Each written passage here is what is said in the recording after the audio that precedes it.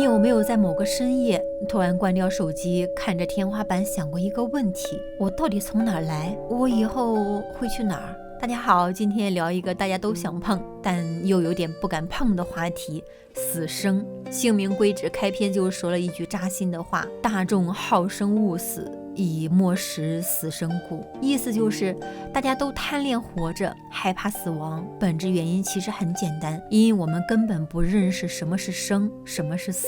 这辈子为了功名利禄、柴米油盐，每天忙得跟陀螺一样，钻营谋算，恨不得1分钟掰成2瓣花。结果呢，这种为了外物拼命的行径，其实是疯狂的在刷信用卡，透着我们先天的生道本源。书里说这叫大亏生道，最后落得个身不由己，根本谈不上逍遥。更要命的是，因为我们生前没有看透这个规律，等哪天大限到了，魂魄在幽冥里漂泊，就像在浓墨里走路，找不到北。最后呢，只能迷迷糊糊的跟着感觉走，再次掉进6道轮回里，这就是出没无期。所以仙凡圣贤为什么来到这个世界？他们不是来求供奉的，他们是看咱们太可怜了，他们想通过一大世因缘，也就是教我们认清去处和来处，慢慢把我们从这个无边无际的苦海里拽出来。这里面提到了一个核心概念：原始要终，也就是探求事物的开端，追求事物的结局。其实那个生生不息的本源有个名字叫千缘，也就是佛家说的妙觉真性，而那个超越生死的终极归宿叫涅槃。咱们这辈子生也因为它，死也因为它。要是你不懂这个核心，那就只能随波逐流，生了又死，死了再生，没完没了。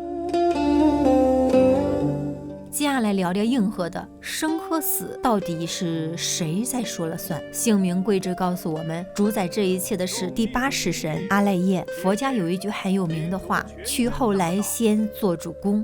意思就是你投胎的时候，这个神是最先到，你去世的时候他最后走，这才是你这具皮囊真正的大房东。书里详细描述了人离世时的景象，说实话听着有点让人心生敬畏。佛经宋词里说：善业从下冷，恶业从上冷，二劫至于心，一处同时舍。如果你生前是个大好人，离世的时候冰冷是从脚下往上升的；如果你生前造了不少恶孽，那冷意就是从头顶往下蔓延。但不管你是好人坏人，最后这股冷气都会汇聚到心口，当心口那点热气也散了，阿赖耶识就跟身体彻底拜拜了。这个脱离的过程痛苦吗？书里用了2个非常形容的比喻，如生龟解壳，活蟹落汤。就像活生生的乌龟被剥了壳，活螃蟹被扔进了沸水。为什么这么痛？因为组成我们身体的地、水、火、风4大元素要各自散了。这种撕心裂肺的痛苦，其实就是执着于肉体的代价。好了，神识离形以后，世界变成了什么样？在阿赖耶识眼里，这时候的世界就像被泼了一盆墨水，黢黑一片，分不清上下左右。就在这一片混沌里，突然你会看到一个地方有一点点妄明，也就是一丁点虚妄的光亮。这就是关键时刻了，因为这点光，你产生了分别心，产生了贪爱，这份想就成了胎儿的种子。于是你入母胎，禀受气血。在那10个月里，你的气慢慢变成了五官4肢，也就是4大柱根；你的心慢慢变成了意识和知觉，也就是4蕴注识。等到瓜熟蒂落出生那一刻，对婴儿来说简直是地覆天翻，就像从山顶摔下来一样，头悬足撑地冲出来，随着那一声响亮的啼哭，所谓的天命真元就真正入住你的身体，落在了祖窍之中。从此，这股能量白天藏在眼睛和脑子里，晚上潜伏在肾脏和丹田。咱们常说青春无敌，但在姓名规指的体系里，这可不是一句形容词，而是有严格的数据支撑的。书中把人从出生到成年的过程，用易经的卦象进行了一次精准的模拟。这是一个阳气增值的过程，1岁到3岁增长元气64株，这叫一阳生，对应复卦。5岁再长64株，二阳生，对应临卦。8岁3阳生，太卦，也就是咱们常说的3阳开泰。10岁4阳生，大大壮卦，13岁五阳生拐卦，16岁最后64柱长齐，六阳具足，这就是乾卦。这时候你身体里一共攒了多少元气呢？答案是384株。这个数字很有意思啊，它包含了从天地偷来的360株正气和从父母那儿继承的24株祖气，384株刚好对应古制的1斤，所以咱们说半斤8两，其实1斤就是384株，这契合了周天造化的定数。16岁是人生的高光时刻，这时候你是纯阳之体，一丝阴气都没有，精气神充实到了极点。书里说，如果这时候遇到名师指点去修炼，那简直是立竿见影，非常容易成功。但是咱们绝大多数人在这个时候都在干嘛呢？我们在忙着高考，忙着早恋，忙着对外面的世界产生各种欲望，这就引出了下一章，咱们的能量是怎么一点点漏掉的。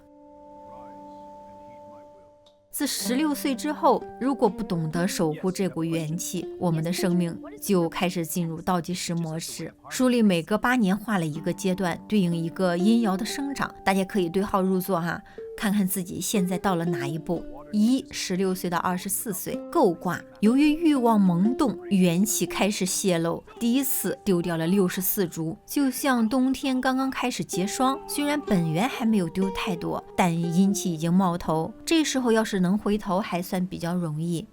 32岁遁卦，又丢了64株，这时候二阴生长，阳气消退，大家有没有感觉32岁左右人的杂念开始变多，压力山大，先天的本源开始像水一样流荡，但好在血气方刚，这时候想修行打基础还是很快的。40岁脾卦，这是一个分水岭，累计丢了192株，正好一半。卦象上叫天地不交，阳气在外散，阴气在内耗，身体开始疲态百出。如果这时候还不注意，就开始进入危险区了。48岁官卦，阳气已经非常微弱了，重阴压顶，身体机能全线衰退。这时候修炼是为了扶持那点可怜的阳气，不让它彻底灭掉。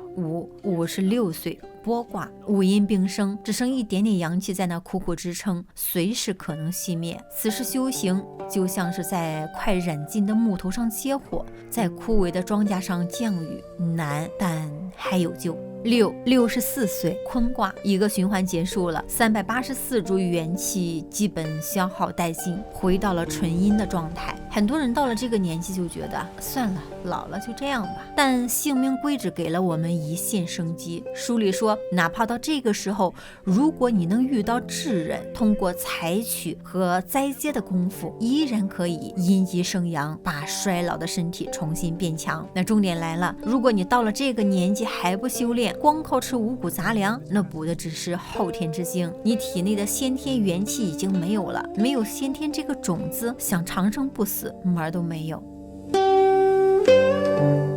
到这里，大家可能会觉得这生命就是一个无情的循环呢，虚化神，神化气，气化形，然后从婴儿长到老人，最后死掉，死掉再化成虚，就像一个圆圈，或者像从井里提水的轮子转个不停。我们就像掉进了一个大磨盘里，万物不是想生才生，是不得不生，不是想死才死，是不得不死。只要你没看透这个本质，你就被困在三界里，生生世世轮回。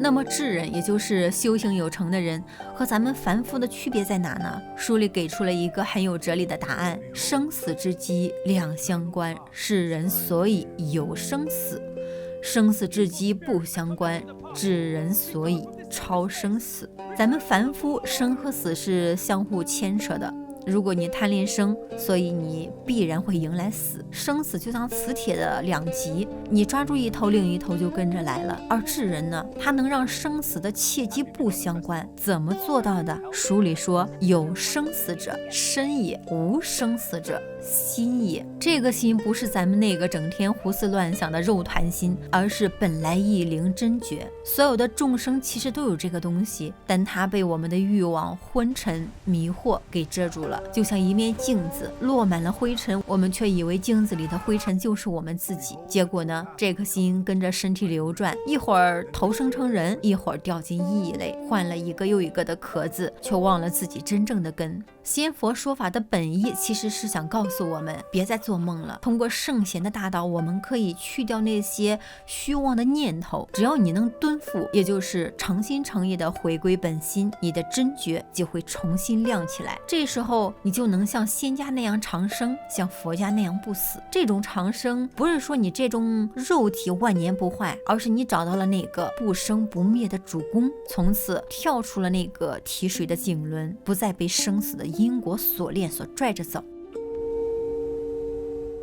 听完这些，你可能会觉得哇，好高深呐，我也做不到。其实性命贵子的死生说最后归纳起来就9个字：破形志，明本心，修性命。不管你现在是处于16岁的纯阳，还是已经到了56岁的剥卦，哪怕是64岁的空卦，只要你意识到心的力量，开始节制欲望，寻找本源，你的生命轨迹就开始从顺行走向死亡，转为逆行寻找永恒。生死不是终点，它只是一个循环的关口，关键在于你是想继续在这个圆圈里打转呢，还是想冲出去看一看圆圈外面的风景呢？如果你对这种古代修行智慧感兴趣，或者想了解具体的修心方法，那可以关注我。下一期我们接着拆解性命归旨里那些能让我们改写生命蓝图的秘籍。感谢您的聆听，这里是道无月览，带你透过古人的眼睛看清今天的世界。咱们下期见，祝大家都能找回自己那点天命真缘，活得逍遥自在。